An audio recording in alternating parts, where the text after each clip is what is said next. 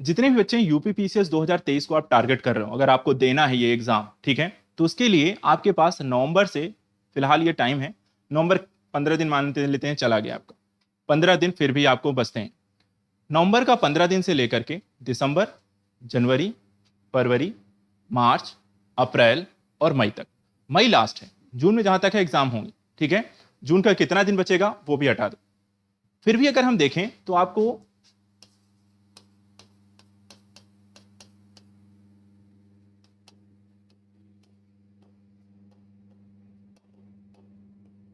नवंबर को हटा भी दें तो भी आपको देखा जाए तो दिसंबर से लेकर के मई तक आपके पास 6 महीने। जून में कितना दिन बचेगा, नवंबर में कितने दिन है वो भी हम हटा दें तो भी आपके पास कम से कम 6 महीने। अब प्री की प्लानिंग क्या होनी चाहिए इन 6 महीने में? एक तो हमने कहा चलो कि 2 बार रिवीजन मस्ट है। 2 बार जब रिवीजन करेंगे यहीं पे आपकी प्लानिंग बहुत अच्छी होनी चाहिए। रिवीजन क्या करना है, कितना पढ़ना है और किस सब्जेक्ट को पढ़ना है। अब प्री का मैटर क्या है? प्री कहता है कि आपको भैया यहां पे क्वालिफाई करना है एग्जाम, क्वालिफाई करके यहां पे आपको मेंस लिखने जाना है। क्वालिफाइंग नेचर का मतलब है कि आपको सिर्फ एक कट ऑफ को क्लियर करना है। उद्देश्य क्या है हमारा? टॉप नहीं करना है। कोई मैटर नहीं करता कितना नंबर लेके आ रहा हूं, बस आपको कट ऑफ आपकी निकलनी चाहिए, क्योंकि ये नंबर जुड़ता भी नहीं। तो कट ऑफ निकालने के लिए आपका एक पैटर्न यहां पर एक प्रीवियस अगर आपने निकाला होगा तो एक कट ऑफ आपको पता होगी। जैसे कि मान लीजिए अगर एग्जाम्पल में हम कहें कि चलो 100 क्वेश्चन आते हैं, ठीक है, जीएस का 100 क्वेश्चन, मुझे यहां पे कट ऑफ कितनी जानी है? मान लेते हैं चलो 60, 55 या 50 जा रही है, ऊपर नीचे अप एंड डाउन होगी, लेकिन एक एवरेज आपको मिल जाएगा। मान लेते हैं 55 है, ठीक है। 55 क्वेश्चन आपको अगर आप क्लियर कर लो तो आपका प्री निकल जाएगा। अब यहां पर यह भी मुझे पता करना है कि ये जो 100 क्वेश्चन पूछे जा रहे हैं इनमें से कौन से सब्जेक्ट मिलाकर मुझे 55 मिल जाएंगे। मैं सब ना पढ़ूं लेकिन वो 55 नंबर मुझे कहां से मिल जाएंगे? ठीक है, क्वालिफाइंग करना है हमें। तो यहां पर स्ट्रेटजी क्या होगी? ऐसा नहीं कि सब छोड़ देने, लेकिन हां हमें उन सब्जेक्ट पर ज्यादा रिवीजन करके जाना है जो 55 लेकर आने वाले। अब इसके लिए आपको देखा जाए तो हम सब्जेक्ट पता कर लेते हैं, ठीक है। यहां पे हो गए history, polity, economy, environment, general science, geography, general Hindi, और सी सेट को तो मान लो अलग पेपर में चला जाएगा, UP special, census, current affairs. Total अगर हम देखें यहां पर आपको 10 है, ठीक है। अब इनमें से लेकिन हमें वो कौन से क्वेश्चन है जो हमें वो नंबर दिला सकता है? अब प्रीवियस ईयर के अगर हम क्वेश्चन को एनालिसिस आप करने बैठोगे तो आपके कुछ मेजर सब्जेक्ट निकल कर आएंगे जहां सबसे ज्यादा क्वेश्चन यूपीपीसीएस पूछता है, ठीक है। कौन कौन से सब्जेक्ट है, बस वही आपको अगर आपने एनालिसिस कर लिया। जैसे कि अगर हम देखें हिस्ट्री से अच्छे क्वेश्चन आते हैं, पॉलिटी से भी ठीक ठाक आते हैं, एनवायरमेंट एक मैटर रहता है, जनरल साइंस में रहती है, यूपी स्पेशल रहता है, ठीक है। एनवायरमेंट का कुछ क्वेश्चन बढ़ा है पिछले कुछ टाइम से, लेकिन उतनी यहां पर आपको देखने को नहीं मिलती है। सेंसस के काफी ज्यादा फैक्चुअल क्वेश्चंस हैं जिनको मे भी शायद आप याद हो पाए ना याद हो पाए, डेटा इतना ज्यादा कंफ्यूजिंग है, कोई मैटर नहीं करता, हम उसे साइड ऑन एक तरफ कर सकते हैं। करंट अफेयर्स में क्वेश्चन कहां से आएगा कोई पता नहीं, ठीक है, लेकिन हम सब्जेक्ट का पता लगा सकते हैं। एनालिसिस से यह भी पता चल जाता है कि हिस्ट्री में अगर क्वेश्चन पूछे जा रहे हैं पिछले 5 सालों में किस टॉपिक से क्वेश्चन पूछे गए या सबसे ज्यादा कहां से पूछे गए। तो हिस्ट्री देखे जाए 6 पार्ट का रिवीजन करने बैठना है, लेकिन अगर हमें यह पता हो कि यहां पे किस किस पार्ट से क्वेश्चन हमें पूछे जा रहे हैं तो हम उन पार्ट्स के रिवीजन करने बैठे। तो हिस्ट्री में भी पता लगा अगर बौद्ध काल से क्वेश्चन हर साल आ रहा है तो हम बौद्ध काल को अच्छे से रिवीजन कर लें। फिर उसके बाद पता लगा कि राष्ट्रीय आंदोलनों से आ रहा है, राष्ट्रीय आंदोलन वाले वहां पे पढ़ लें। मध्यकाल में देखें तो मुगल काल से क्वेश्चन ज्यादा पूछ रहा है, पूरा मध्यकाल मत पढ़िए लेकिन मुगल काल अच्छे से पढ़ के जाइए।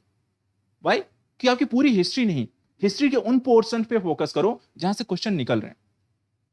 तो हमारे रिवीजन का क्या होगा, टाइम बचेगा प्लस फोकस बढ़ेगा, क्वेश्चन ज्यादा अटेम्प्ट कर सकते हो, नंबर के अर्थात क्वेश्चन के सही करने के चांसेस आपके इससे बढ़ जाते हैं और निगेटिव होने के चांसेस आपके इससे कम हो जाएंगे। तो जब भी आप स्ट्रेटजी बनाइएगा रिवीजन के टाइम का, अगर आपको डबल टाइम यहां पर रिवीजन करनी है तो एक बार यहां पर आप देखें तो आपको पढ़ना सब कुछ है, लेकिन पढ़ने के टाइम पे ये टारगेट होना चाहिए कि कौन से वो 55 नंबर हैं जो हमें किन 4-5 सब्जेक्ट से मिल जाएंगे। और आराम से अगर आप देखोगे 10 हैं, 10 में से अगर आप देखोगे सिर्फ 4 या 5 सब्जेक्ट ही मिलकर के आपको वो 55 नंबर दिला देंगे। आपको 10 के 10 पर बराबर मेहनत करने की जरूरत नहीं है। तो इसका मतलब क्या हुआ, 4-5 पर आप अच्छी मेहनत करो, डबल इन्वेस्टमेंट करो, ट्रिपल करो, और 5 पर, बाकी के 5 पर आप एक या हाफ एन यहां पर मेहनत भी कर लोगे तो भी 2, 4, 5, 10 क्वेश्चन तो वहां से निकाल ही लोगे।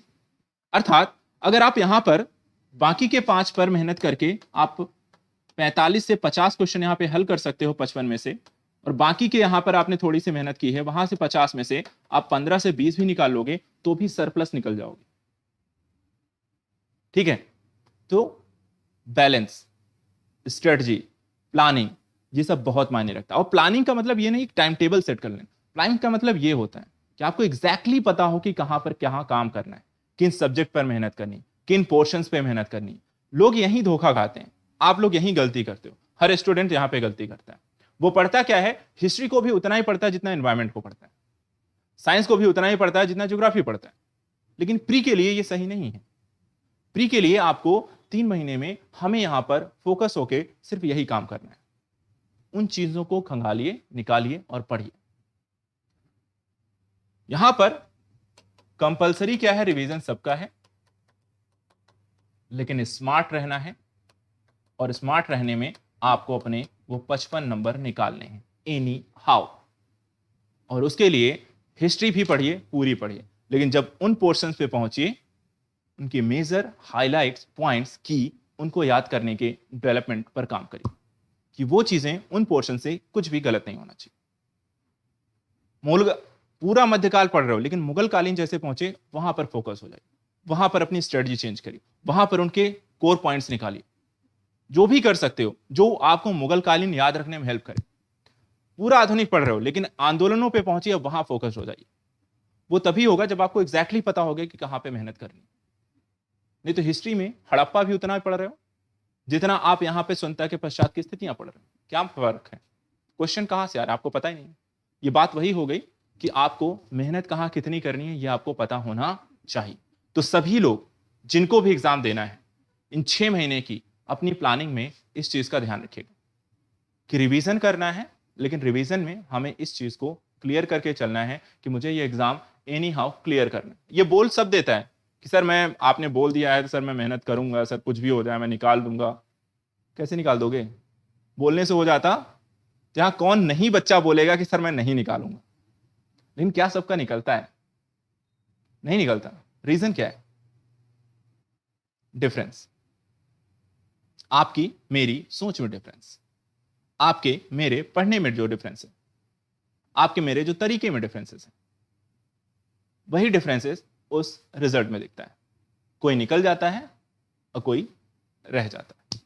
तो इसलिए अगर यह सुनिश्चित करना है कि मेरा ना रुके, तो आपको यह भी सुनिश्चित करना होगा कि यह क्यों ना रुके। तो आई होप समझ गए हैं क्या करना है। ठीक है, तो ये प्लानिंग आप लोग संडे तक बना लीजिएगा। आज फ्राइडे हो गया है, सैटरडे संडे 2 दिन है, इस पर अच्छे से मेहनत करिएगा और इस पर एक प्लानिंग पूरी तैयार करके फिर मंडे को मिलिएगा, तो फिर डिस्कस करेंगे आपकी किस तरीके से लेकर आगे चलना है। ठीक है, चलो, और यही काम